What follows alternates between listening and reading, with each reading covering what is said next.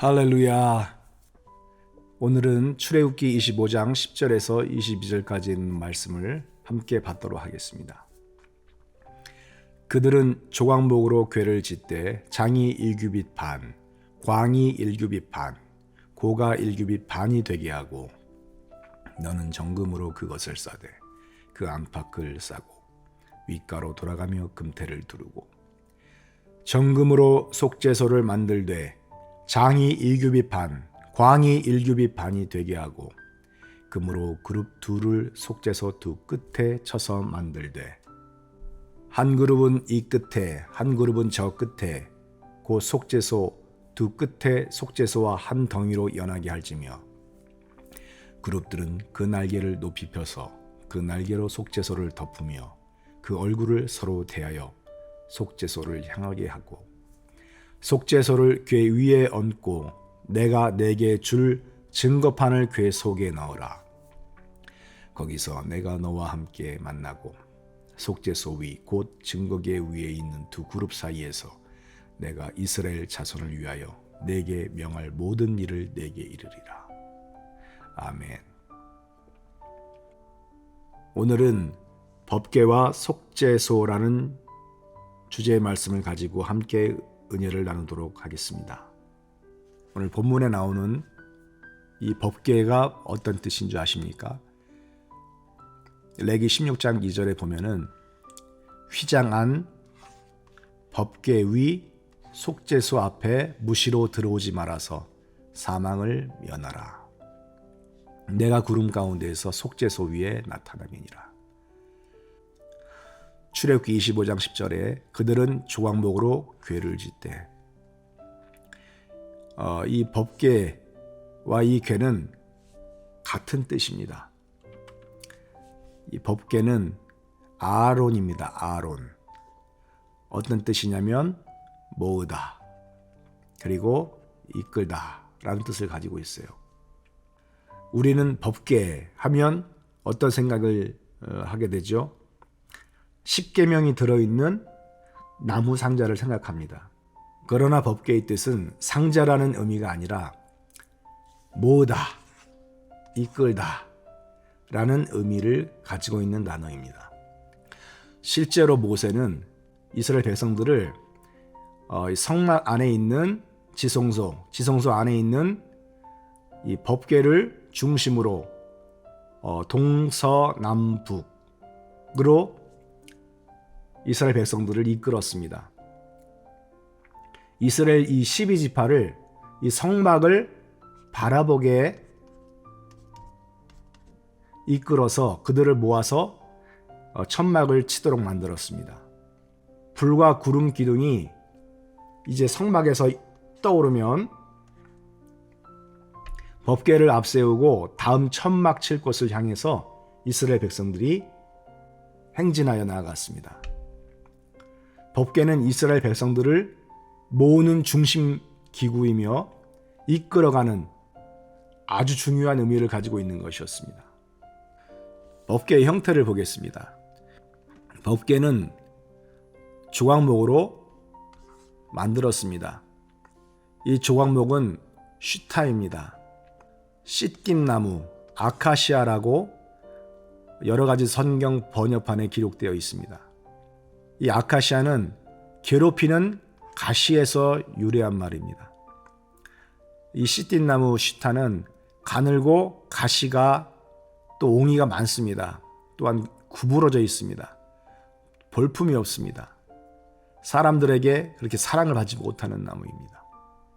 이것은 이사야서 53장 2절에 누구를 가르치는 나무냐? 바로 예수 그리스도를 예표적으로 보여주는 상징적인 나무입니다.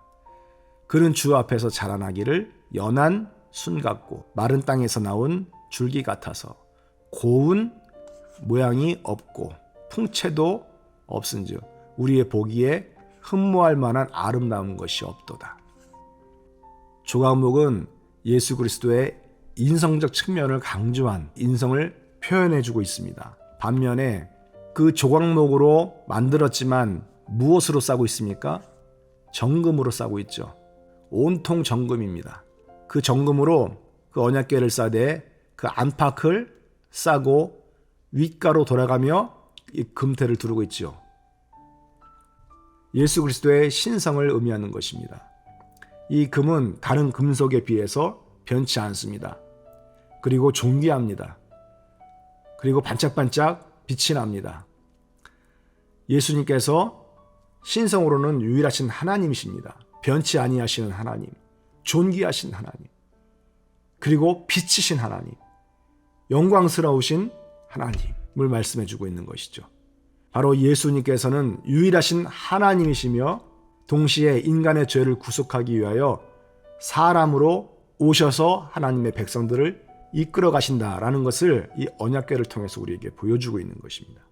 자, 그리고 법궤의 형태를 보겠습니다. 법궤의 형태는 어떻게 보여집니까? 이 구룹 천사가 좌우에서 속죄소를 이렇게 바라보고 있죠. 속죄소를 이렇게 바라보고 있습니다. 그리고 날개를 어떻게 하고 있어요? 이렇게 덮는 형상을 하고 있죠. 한 그룹 천사는 이 끝에서, 한 그룹은 저 끝에서, 그 속죄소 두 끝에 속죄소와 한 덩이로 연하게 할지며, 그룹들은 그 날개를 높이 펴서 그 날개로 속죄소를 덮으며 그 얼굴을 서로 대하여 속죄소를 향하게 하라는 것입니다. 그러니까 이 속죄소 뚜껑은 그룹과 이 뚜껑이 서로 분리되어 있는 것이 아니라 한 덩이로 연하게 만들었습니다. 그리고 이 속죄소를 어떻게 하고 있어요? 덮고 있습니다. 속죄소를 덮는 뚜껑입니다. 이 덮으며라는 말은 사카크입니다. 울타리를 치다. 그러니까 아무도 들어와서 만질 수가 없는 것입니다. 그리고 막다라는 뜻을 가지고 있죠. 함부로 속죄소를 바라보거나 속죄소를 만졌다가는 바로 죽음입니다. 그래서 예전에 이스라엘 백성들이 블레셋의 법궤를 빼앗긴 적이 있었습니다. 그 블레셋에 빼앗긴 법궤가 그들이 감당치 못하니까, 왜냐하면 수도 없는 많은 사람들이 죽어나가는 거예요. 그들의 다곤 신전이 막 무너지고 다곤 신이 다 깨져버립니다. 그래서 다시 이스라엘로 보내주었습니다. 그 궤가 이제 이스라엘 땅 안으로 들어옵니다. 벳세메스에서 그 궤를 보고 속죄소 안에 무엇이 있는가, 그 십계명이 들어있는가, 그걸 보려고 했었던 사람들이, 수많은 사람들이 죽었습니다. 그리고 아비나답의 아들 그 우사가 이 법궤를 옮겨 나아갈 때 수레에 실었었는데, 수레를 끌고 가는 소가 펄쩍 뛰니까 우사가 이 언약궤를 잡은 거예요. 그러니까 순간 그 자리에서 즉사했습니다. 이것은 무엇을 말해줍니까? 하나님의 언약궤 속죄소는 그 누구도 만질 수가 없습니다. 그 안에 무엇이 있는가 바라볼 수 없습니다. 속죄소는 거룩한 곳입니다. 하나님께서 임재하시는 것입니다. 죄인은 이 속죄소 앞으로 가까이 나아갈 수가 없습니다. 죄인이 이 거룩한 속죄소를 만지는 순간 속죄소가 불결해지기 때문에 하나님께서 그들을 강력하게 치신 것입니다. 속죄소는 카포레트입니다. 이 카포레트는 이 카파르에서 유래했습니다. 특히 역청으로 덮다, 칠하다 라는 뜻을 가지고 있어요. 역청으로 칠하다. 여러분, 예전에 노아의 방주를 역청으로 어떻게 했습니까? 안팎으로 칠했죠. 그 역청은 물이 들어오지 못하도록, 심판이 들어오지 못하도록 막는 예수 그리스도의 거룩한 보혈을 상징하고 있는 것입니다. 마찬가지로 이 속죄소는 죄를 덮는 것입니다. 하나님의 심판이 들어오지 못하도록 막는 것입니다. 그리고 죄를 제거하는 것입니다. 지워버리는 것입니다. 깨끗하고 정결하게 하는 것입니다. 하나님의 공의를 달래는 것입니다. 그리고 그곳에 하나님께서 임재하셔서 주님께서 우리의 죄를 용서해 주시고 하나님과 깨어진 관계를 다시 화목하게 만들어 가시는 것입니다.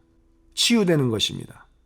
레위기 보면은 16장에 그는 또 수송아지의 피를 취하여 손가락으로 속죄소 어디에 뿌려요? 이 동편에 뿌립니다. 그리고 또 손가락으로 그 피를 속죄소 어디에 뿌려요? 앞에 7번 뿌립니다. 또 백성을 위한 속죄제의 염소를 잡아서 그 피를 가지고 장 안에 들어갑니다. 휘장 안에 들어가서 그 수송아지의 피로 행함같이 그 피로 행하여 속죄소 어디요? 위와 속죄소 앞에 뿌리게 됩니다. 이 속죄소 위에 피를 뿌림으로 인해서 무엇을 덮는 것입니까? 무엇을 제거하는 것입니까? 무엇을 정결케 하는 것입니까? 바로 죄를 덮는 것입니다. 죄를 제거하는 것입니다. 죄를 정결케 하는 것입니다. 왜냐하면 율법에 따르면 거의 모든 것이 무엇으로 정결케 돼요? 피로서 정결케 된다. 피 흘림이 없이는 무엇이 없어요? 죄사함이 없는 것입니다. 이 사함은 이 아페시스입니다. 아페시스는 벗어난다는 거죠. 피 흘림이 없으면 우리는 죄인의 자리를 벗어날 수 없습니다. 사단의 아들들에서 벗어날 수 없습니다. 어둠의 자식들에서 벗어날 수 없습니다. 죄의 노예 상태에서 벗어날 수 없습니다. 오직 예수 그리스도의 보혈만이 우리의 모든 죄를 탕감해 주시고 용서해 주시고 사면해 주시고 구원을 주시는 것입니다. 이것이 누구의 피가 흘려짐으로 인해서 인간의 죄가 덮여지는 것을 시청각적으로 보여주는 것입니까? 바로 예수 그리스도의 거룩한 보혈을 말씀해 주고 있는 것입니다. 우리의 죄가 덮여져서 제거되지 않으면 죄사함은 결코 일어나지 않습니다. 왜냐하면 속죄소 덮개 뚜껑이 덮여있지 않으면 뚜껑 아래에 있는 그 율법을 대표하는 십계명이 그대로 보여지기 때문입니다. 그 누가 율법 앞에서 섰을 때에 당당할 수 있습니까? 떳떳할 수 있습니까? 죄 없다 할 수 있습니까? 속죄소를 궤 위에 얹고 내가 내게 줄 증거판 무엇입니까?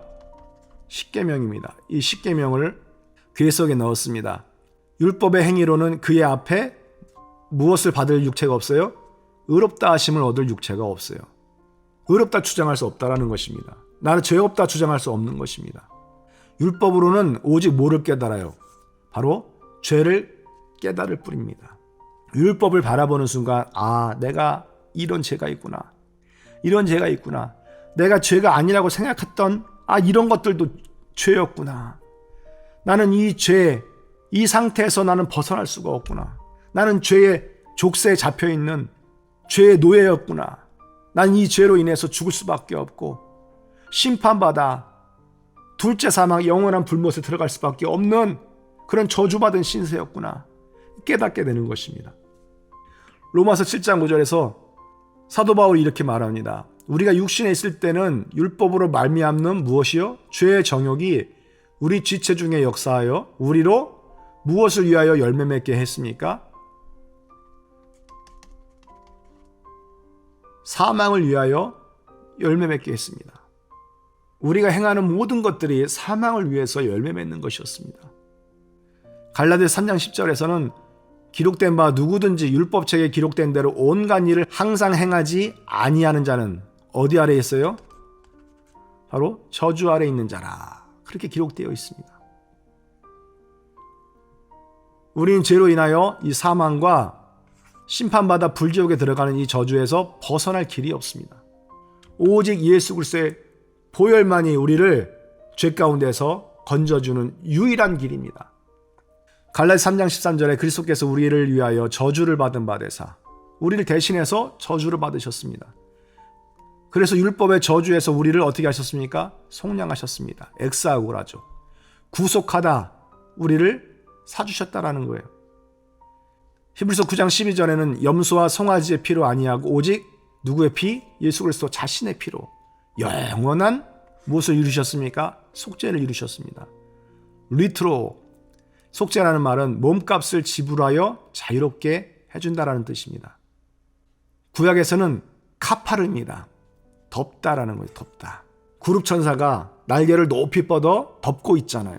바로 이 속죄소에서 예수님께서 피를 흘려주심으로 말미암아 몸값이 지불되어 우리가 자유를 얻게 되는 것입니다. 죄로부터 자유입니다. 사망으로부터의 구원입니다.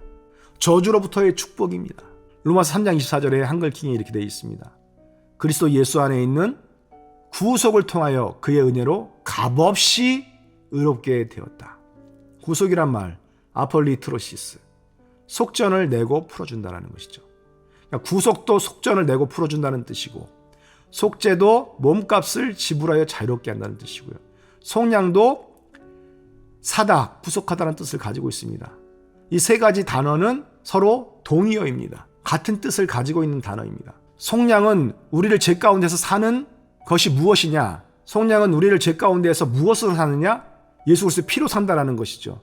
속죄는 우리를 무엇으로부터 샀냐? 죄로부터 사왔다는 거죠. 구속은 무엇을 강조합니까? 속전을 내고 내가 자유를 입었다, 구원함을 입었다 라는 그 구원의 초점을 가지고 있는 것입니다. 속량, 속죄, 이 구속의 은총이 예수 그리스도의 보혈을 말미암아 값없이 우리에게 값없이 부어진 것입니다. 값없이 부어진 하나님의 은혜인 것입니다. 값없이 우리에게 부어주신 이 하나님의 은혜와 십자가의 보혈로 말미암아 우리가 뭐가 된 거예요? 의롭게 되었다는 것입니다. 의롭게.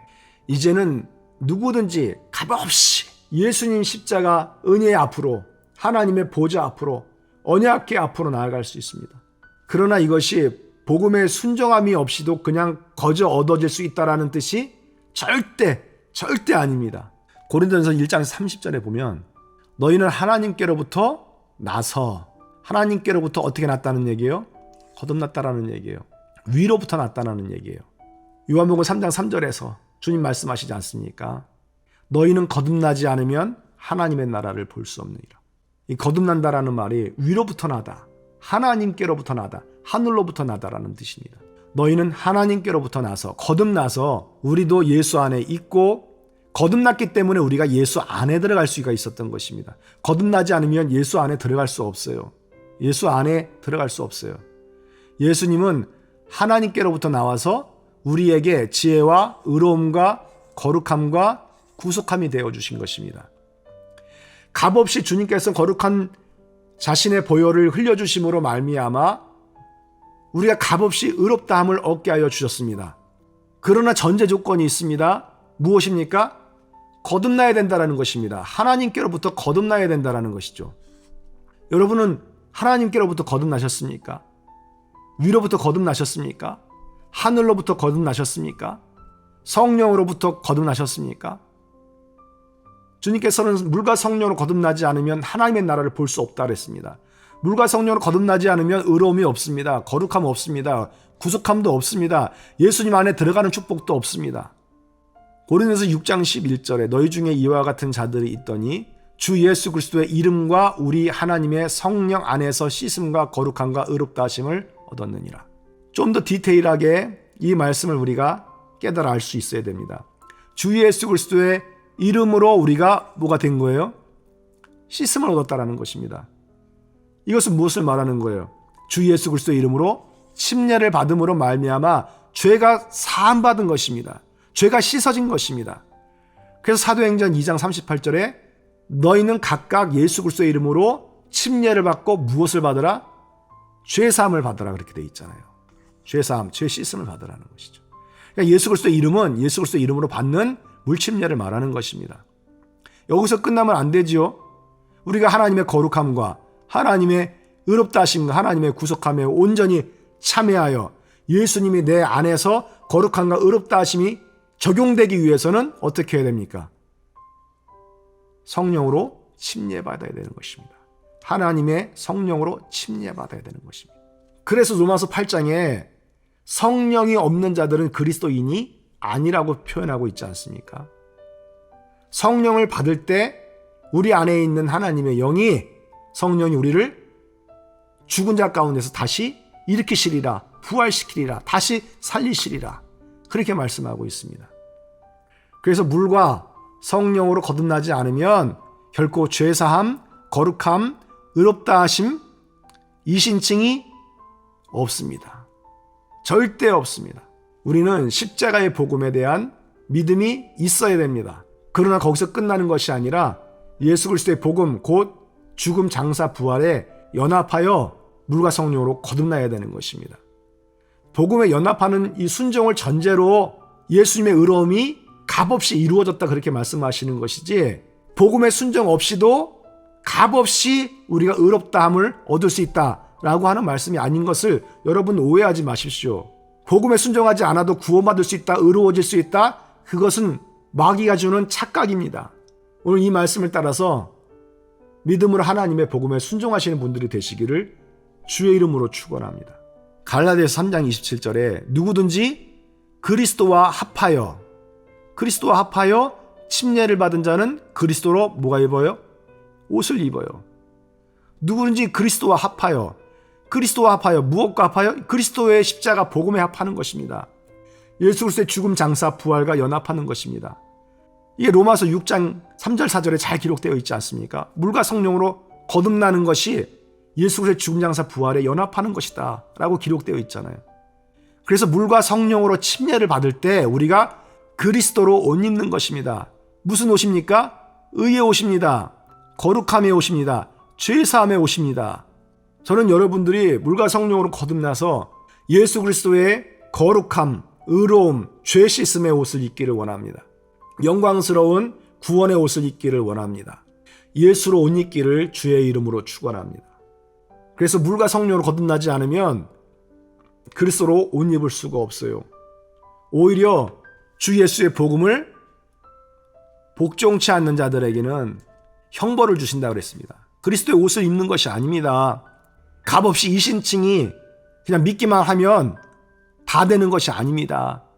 그 믿음 안에는 주 예수 그리스도의 복음에 믿음으로 순종하고 복종하는 그 믿음이 필요한 것입니다. 주 예수의 복음에 복종하지 않으면, 주 예수의 복음을 들었음에도 불구하고 믿지 않으면, 순종하지 않으면, 예수 그리스도의 죽음 장사 부활 이 복음에 연합하지 않으면 어떻게 됩니까? 형벌받지요. 주의 얼굴과 그의 힘의 영광을 어떻게 돼요? 떠납니다. 버려집니다. 지옥에 들어갑니다. 그 지옥은 영원한 멸망의 형벌을 말하고 있는 것입니다. 오늘 이 말씀을 듣는 여러분들은 사람의 말, 사람의 설교보다는 사도 바울이 한 이 진리의 말씀을 듣고 순종하시는 분들이 되시기를 축원합니다. 우리의 목사님이 아무리 뛰어나고 훌륭하시고 인품이 존귀하시고 칼빈이 아무리 뛰어나고 몇 개 국어를 하고 탁월한 주석가라 할지라도 종교 개혁을 일으켰다 할지라도 사도 바울보다 더 대단합니까? 사도 바울이 가르친 이 가르침보다 더 위대하고 뛰어납니까? 우리는 사도들과 선지자들의 터 위에 셈을 받은 사람들이지 어떤 탁월한 목사나 종교 개혁자나 어떤 주석이나 어떤 사람 위에 세움을 받은 사람들이 아닙니다. 오늘 이 말씀을 듣는 모든 성도님들에게 하나님의 복음에 연합하여 구원을 받으시고 하나님께서 진리의 복음으로 모으시고 우리를 진리의 복음으로 이끄시고 진리의 복음으로 인도해 가시는데 그 뒤를 믿음으로 순종하며 따라가는 거룩한 하나님의 자녀들이 되시기를 예수님의 이름으로 간절히 축원하고 기도합니다. 기도하시겠습니다. 할렐루야. 살아계신 하나님 아버지 감사합니다. 오늘 이 말씀을 통해서 귀한 진리의 말씀을 배울 수 있도록 축복하시니 감사합니다. 지금까지 나를 이끌어온 것이 사람이었습니까? 아니면 교리였습니까? 아니면 칼빈이었습니까? 하나님의 진리의 말씀대로 순종하는 자가 되게 해주시옵소서. 말씀에 기록된 근원적인 뜻이 무엇인지 확실히 깨닫고 진리의 복음 앞에 물과 성령으로 거듭나는 순종이 있기를 원하오니 주님께서 모든 생각들을 멸하시고 그리스도의 복음보다 더 높아진 것들을 다 깨트리시고 이 말씀 안에 순종하여 거듭나는 백성들이 되게 해 주시기를 간절히 원합니다. 이 말씀으로 말미암아 자유를 얻게 하시고 진리의 복음으로 말미암아 거듭나서 구원받는 백성들이 다 될 수 있도록 축복을 베풀어 주시옵소서. 간절히 소망하며 예수님의 이름으로 기도드리옵나이다. 아멘.